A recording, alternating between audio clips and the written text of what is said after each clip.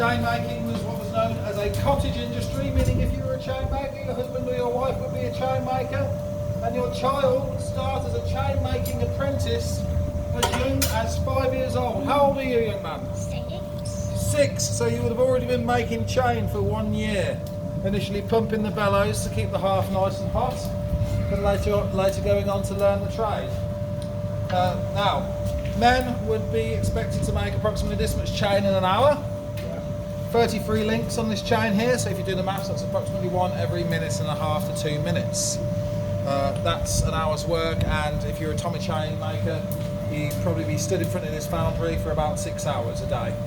So times that by 6, that's a day's work. Times it by 6 again, that's a week's work. So 6 hours a day, 6 days a week. Stopping on Sunday to go to church, pay your homage to the big man upstairs, and eat your Sunday dinner.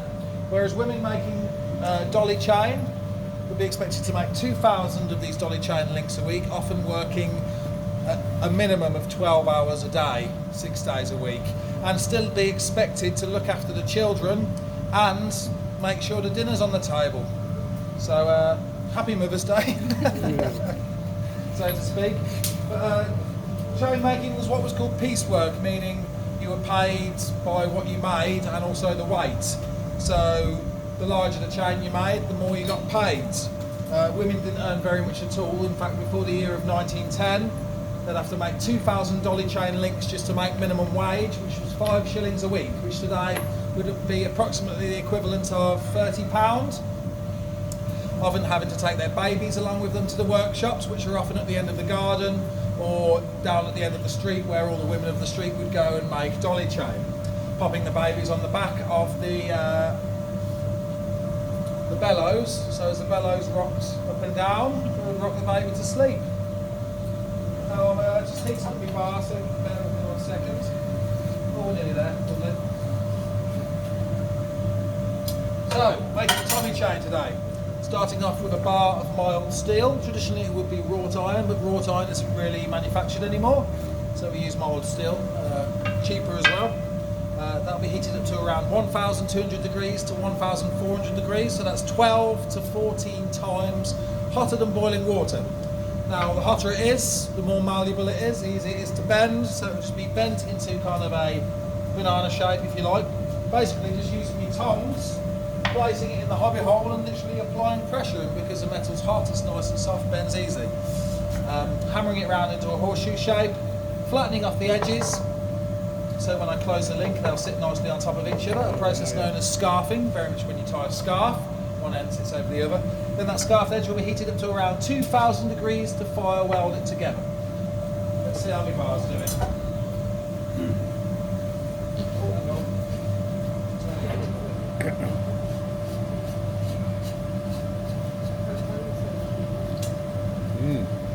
Might take a little bit of longer than normal to heat it up because we get what's called clinker formed in the hearth. This is clinker. It's essentially molten metal and molten coke mixed together. And if you don't clear that out on a regular basis, it blocks the airflow going into the hearth. Now traditionally it would be 5-year-old apprentice pumping the bellows to keep the hearth nice and hot, but apparently child labour is illegal, so I don't have a 5-year-old pumping bellows. We've got an electric motor in this cupboard here, which is flowing air through this pipe, through what's called a tweer. A tweer is a cone-shaped pipe, and as the hole in the centre of the pipe goes down, it gets thinner and thinner and thinner, so as the air is pushed through, it increases the pressure, the air pressure. Were you a richer chain shop, you might have a diesel engine running a fan or air system blowing air into it. If you were poorer, you'd have an apprentice. So I'm just getting up to temperature now.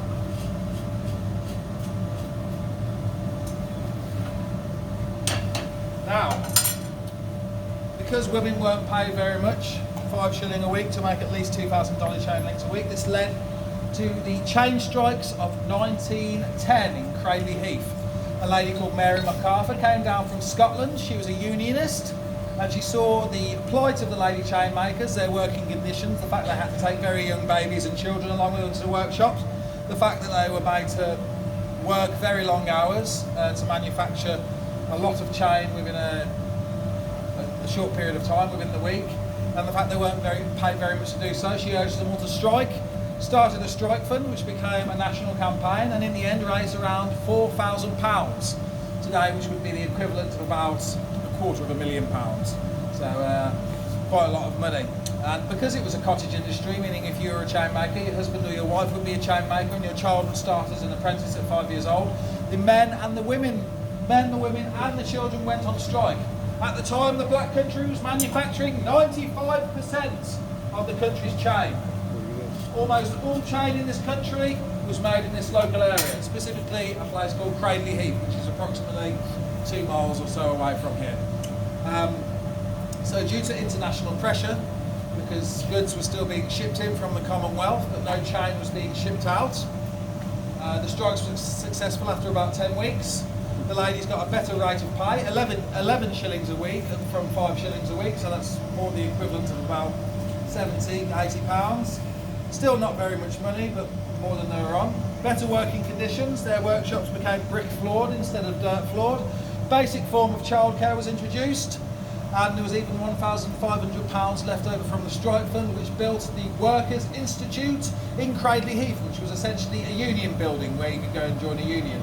If you'd like to learn more about Mary MacArthur, please do go up to the Workers' Institute, which is at the top of the 30th Street, which is the one from Cradley Heath, which was moved here in 2012. And the historic character in there will be more than happy to tell you about the chain strike from 1910. Now we should be about ready. Yeah, we're getting there, lovely.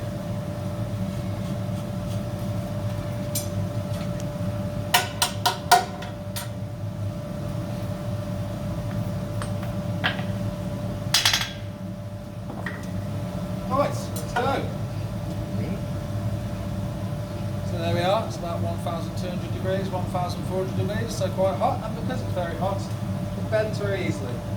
Pop it into the hobby hole and literally apply pressure.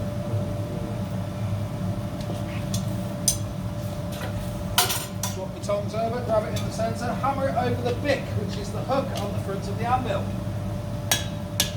And as I hammer it down, I'm drawing down my left hand to pull it into a horseshoe shape.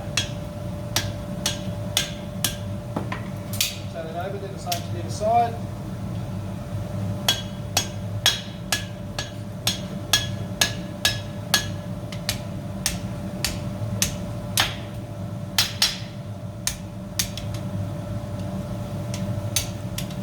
So there we have horseshoe shape. Now, were I a proficient chain maker, I would probably get to this stage and link it onto the next chain under one heat. But like I say, I don't proclaim to be a proficient chain maker. I cannot make a piece of chain in a minute and a half. But in my defence, were I an actual chain maker, I would have already had 32 years of experience as a chain maker, starting at the age of 5 years old. Doesn't take a maths degree to work out how old I am. Yes, I know I look very good for my age, thank you very much. And also I would have several pieces of metal in the fire at any one time, so I wouldn't be at any stage doing nothing, and of course I wouldn't be stopping every 2 minutes to explain to any bypassers what I was doing. Of course, this is where the saying comes from, to have many irons in the fire when you've got a lot on. You should be doing many things at once. So I'm just going to heat up the ends now, just in preparation for scarfing.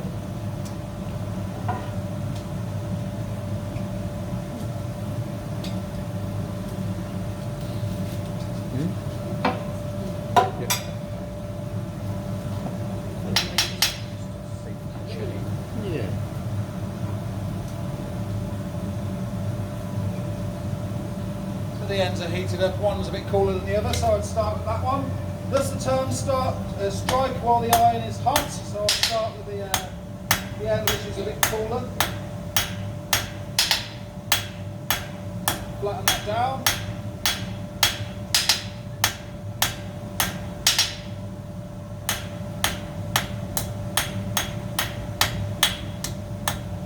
Turn that over to the other side, do the same to the other.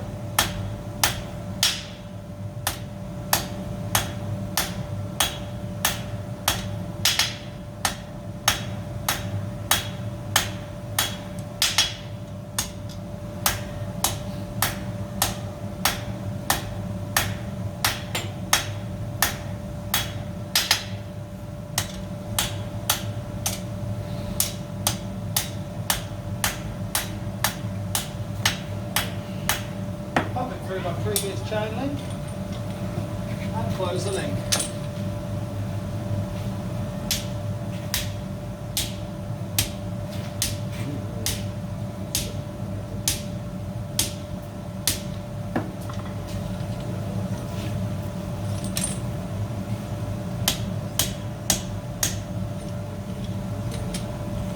Lovely jubbly. So there is the link closed, but we're not quite finished there because it needs to be fire welded together to make it one piece. So back into the hearth. Stick it right into the hot spot. Now I'm going to be turning this valve up on the side of my hearth. And that's essentially the equivalent of me telling the apprentice to pump the bellows faster. So my hearth heats up quicker, so I can get to around 2000 degrees Celsius. Around the temperature you need for fire welding. Because fire welding is essentially the process of heating the metal up to around melting temperature, bashing it together so when it cools down, resolidifies, it's one piece. Now this next bit, there may be sparks flying in your general direction. Now sometimes they come this far, sometimes they come this far, but sometimes they come this far. So if I could just ask you just to take just a couple of steps back just for your own safety. We don't want any one of you losing your eyesight or damaging your Sunday best, especially with a lovely coat like that, madam. You don't want any holes burnt in it. But this was a problem among veteran chain makers, going blind, but not from hot pieces of metal going in their eye, but from staring into the white hot heat of the hearth all day long, 6 hours a day, 6 days a week for 30, 40 years, whatever. Would lead to cataracts and thus blindness. Now, they didn't know how to treat cataracts back then, and even if they did, the National Health Service was not established until 1948. Doctors were very expensive. Many working class families could not afford to go to a doctor. So, there's also no safety nets. This means no disability income or job seekers or pensions or anything like that. So if you couldn't work anymore, you hope you'd had lots and lots of children to support you, which was the case back in the time because there was a high rate of infant mortality. Many families having in excess of 7, 8, 9, 10, 11, 12, 13, 14, 15 children. Mrs. Hodgkiss, who lived at the toll house, which you would have passed as you came down to the village, had 12 children, of which only 5 of them survived because of diseases which are inoculated against today, such as measles, mumps, rubella, tuberculosis, etc., etc. The list goes on and on. So families did have lots and lots of children because of our high rate of infant mortality. And just between you and me, of course, no one had invented television yet. So, right, we're about ready to fire weld. There we are, sparking away.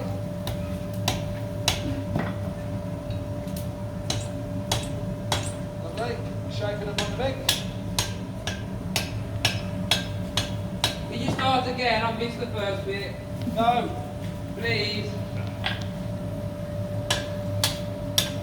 Shape it up on the big. Turn it over, do the same to the other side. But we're not quite finished there. We need to make it a bit more presentable. Make sure the fire weld is nice and tight. So make sure this chain isn't breaking, because at the end of the day, the gaffer would be stress testing at least 3 of the chains I had manufactured. Any of those chains broke, all my work for the day would be scrapped and I wouldn't be paid a penny. So I'm using what's called a foot operating Tommy hammer. It's got a crescent shaped head. It sticks up the lid, tightens it up.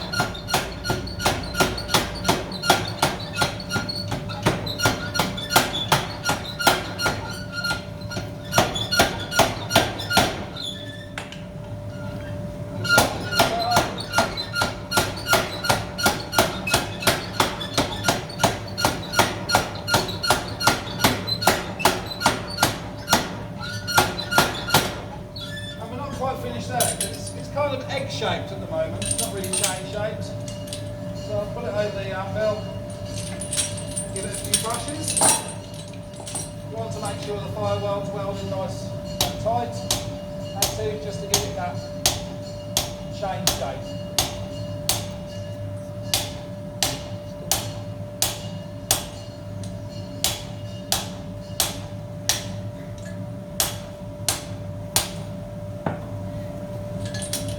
And there you have it.